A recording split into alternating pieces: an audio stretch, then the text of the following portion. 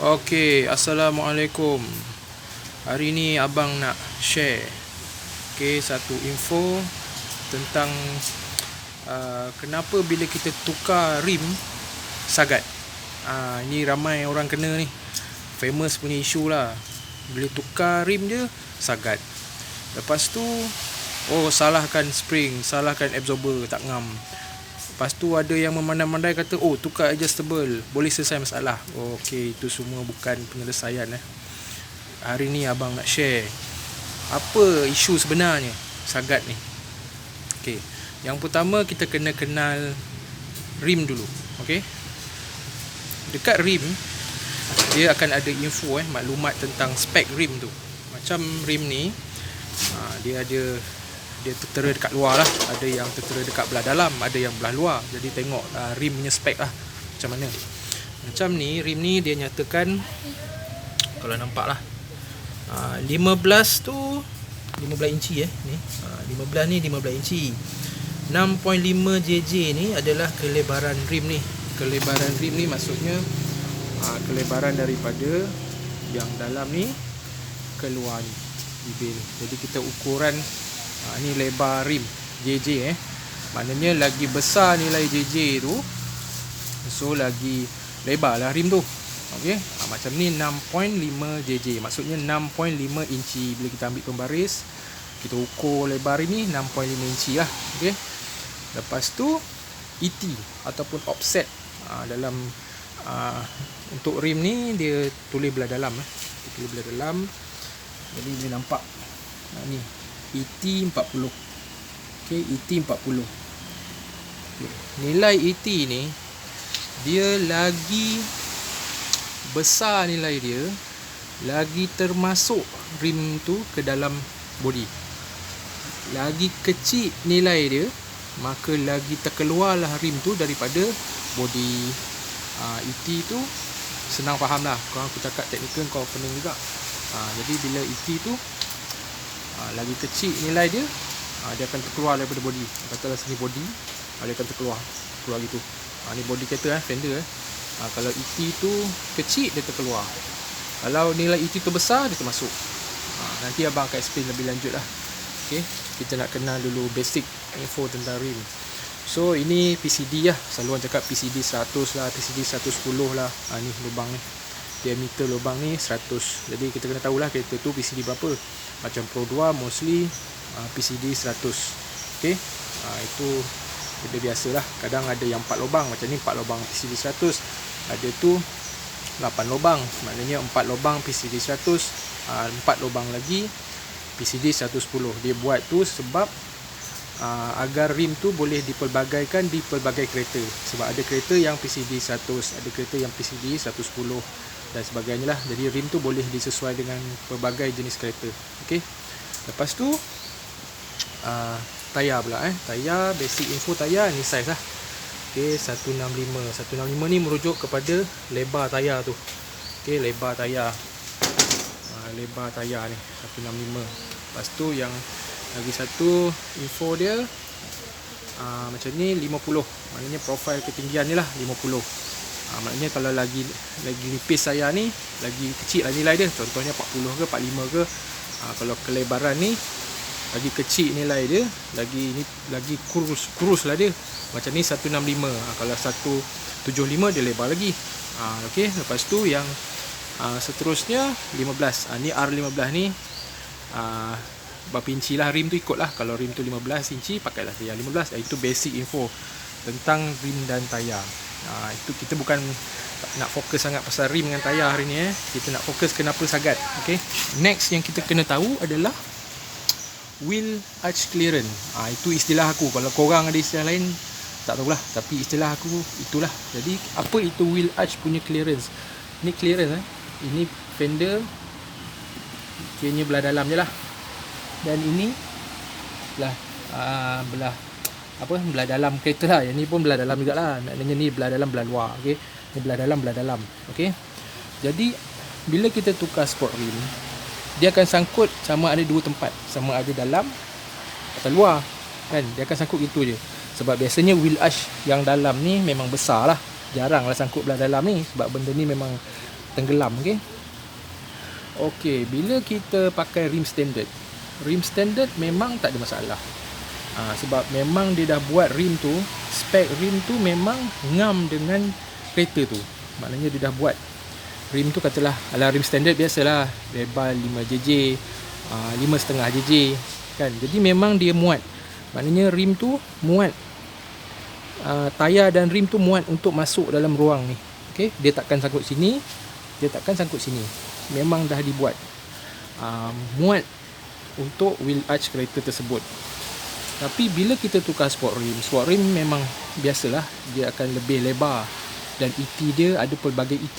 ET tu offset tadilah. Jadi kenapa disangkut? Sebab kita tak pilih spek yang betul untuk kereta kita tu. So bila kita nak beli sport rim, kita kena tahu dulu wheel arch kereta kita tu macam mana dia punya capacity. Dia boleh muat berapa JJ, dia boleh support sampai berapa ET. So dalam hal ni nak senang faham, abang dah buka tayar kereta ni kan. Dah buka tayar kereta ni. Jadi bila kita pasang tayar, ni gambaran je lah. Bila korang bawa kereta kereta bila kita drive, dia akan ada flexibility betul. Pasal spring kan, ada spring kan. Dia bukannya mati gitu je. Jadi bila kau bawa, dia akan, tayar akan main macam ni kan. Dia akan main macam ni. Bila ada beban lagi mendap dia kan. Jadi kenapa dia sangkut? Yang pertama sebab rim kau terlalu lebar. Lepas tu dia ET dia kecil. Jadi rim kau akan duduk terkeluar daripada body macam ni. Ini contoh, katalah ini ET kecil lah contoh katalah ET 35 ke kan, dia akan terkeluar gitu. Jadi bila kau bawa kereta, disangkut kat rim, kat bibir, nampak sangkut. Dia tak cukup clearance. So kalau ET tu besar pula, dia mungkin tak terkeluar belah luar, tapi dia sangkut belah dalam pula. Dia sangkut belah dalam ni. Dalam ni sangkut belah kat dalam kan. Jadi kesesuaian ET tu dan JJ dia serta saiz tayar tu penting. Jadi apa solution dia kalau katalah korang dah terbeli salah spek, ataupun korang memang nak pakai rim yang lebar, ET yang nampak smart lah, ngam-ngam fender. Jadi bila sangkut, ubat dia korang kena roll lah fender ni. Korang kena lipat ke, korang kena roll ke, bagi dia clearance. Bagi dia clearance, maksudnya macam ni dah lipat. Ni dah lipat. Ni kita dah lipat. Ini pun ni tak ketuk lagi lah. Sebab tak perlu ketuk. Sebab spek rim ni tak memerlukan ketuk benda ni. Jadi abang tak ketuk lah. Macam ni kita dah lipat. Rim ni memang lebar. Kalau untuk Kenari Clisser memang lebar lah. Standard lah 6.5jj kan, nak pakai 15 kan. Jadi bila kita dah buat clearance tu cukup, jadi dia akan masuk elok. Dia akan masuk elok dalam fender. Dia takkan sangkut. Bila clearance dah cukup. Dia isu dia clearance je. Maksudnya tayar tu dia muat untuk masuk dalam ruang. Itu isu clearance. Jadi bila clearance tu cukup, selesailah masalah. Jadi maksudnya kalau kau pakai lebih lebar, contoh 8jj, ET tu 30, lagi terkeluar daripada body, lebih banyak lah kau kena roll fender ni. So body ni akan nampak lah terkepak keluar gitu. Jadi kalau minat masing-masing lah, ada orang tu minat stance lah, apalah kan. Jadi dia kena roll lah body tu, kasih clearance. Bila dah clearance dah cukup, tak kisahlah korang pakai spring apa, exober apa pun, dia tak sangkut dah. Sebab clearance tu cukup. Jadi apa logiknya bila kita pakai adjustable, kata boleh selesaikan masalah sangat? Mana ada. Sebab adjustable tu fungsi dia, kita boleh adjust tinggi rendah yang kita nak. Ada soft hard, kita boleh adjust lembut keras mana kita nak. Itu je. Dia tetap akan ada main, tetap akan mendap bila ada beban. Bila engkau bawa kereta, tetap dia akan ada alunan dalam tu. Tayar kau tetap akan masuk keluar. So mana logiknya adjustable boleh selesaikan masalah sangat? Okey, katalah kau ambil spring rate yang keras. Memang lah, bila spring rate keras, mainan dia tak banyak, tak sangkut lah dia. Sebab tayar kau mungkin main sikit je kan, jadi dia tak masuk dalam, so tak sangkut. Tapi kau duduk dalam menderita pula, keras. Itu yang jadi masalah. Jadi kita kereta ni nak selesa kan, jadi kita nak tukar sport spring ke sport absorber ke boleh, tapi pilihlah yang selesa ikut orang lah kan. Orang mungkin nak layan corner, nak beracing ke, nak corner tegap, dia ambil lah yang spek keras. Itu terpulang pada hak masing-masing. Tapi hari ni isunya nak tahu kenapa sagat. Jadi isunya sebab spek rim tak betul, tak sesuai pada kereta tu, dan juga spek tayarnya tak sesuai. Mungkin tayar terlalu besar, terlalu lebar, dan ruang clearance wheel arch tu yang paling penting. Ruang clearance ni sini kita kena tahu clearance untuk body ni lah, berapa JJ yang dia boleh support, berapa ET yang dia boleh support. Jadi kesimpulannya, bila nak beli sport rim, pilihlah spek yang bersesuaian. Jangan main beli ikut sedap mata je, tengok lawa rim ni beli, bila pasang sangkut dah pening kepala, nak tukar spring, nak tukar absorber, macam-macam benda lah, nak kena roll lah. Jadi pilihlah spek rim yang sesuai. Tanyalah kawan-kawan yang dah biasa main rim ni, dah tahulah kereta tu apa spek yang sesuai,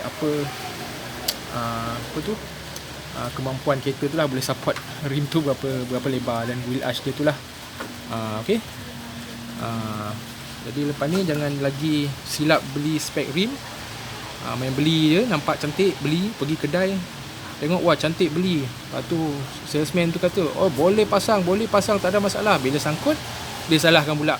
Ini kena ketuk bos, kena tambah buffer. Buffer tu adalah satu getah yang kita lapik dekat tengah-tengah spring ni. Itu pun satu hal. Tapi dalam hal ni buffer tak adalah kat kita ni. Sebab buffer tu dia lapik dekat tengah-tengah spring ni, dia melimitkan permainan spring tu. Contohnya macam ni, spring ni clear, okay, dia just ada lapik atas, lapik bawah. Itu standard. Memang ada getah atas, getah bawah, okay. Bila kita letak buffer, dia selit getah celah ni. Korang google sendiri lah buffer tu benda. Dan dia akan melimitkan permainan spring ni. Dia boleh atasi masalah sangkut tu, sebab kereta tu tak terlalu mendap bila ada load. So tayar kau tak akan masuk dalam sangat. Jadi memang dia tak sangkut, tapi efek dia apa? Engkau tak selesa duduk dalam. So bila kau duduk dalam, kau rasa terhentak-hentak. Sebab permainan spring tu kau dah limitkan dia. Itu keburukan buffer. Okay. Dan lagi satu, kadang orang tukar lapik getah ni bagi tebal, 1 inci 2 inci pun boleh atasi masalah sangkut. Sebab apa? Sebab dah jadi tinggi. Okey, dah jadi tinggi memanglah tak sangkut. Tapi bila kau bawa load, dia mendap, sangkut juga. Sama je kan. Kan tinggi dah buruk pula, depan rendah, belakang tinggi, apa macam buruk pula. Kita nak buat biar stabil, depan 2 jari, belakang 2 jari ngam kan. Macam tu.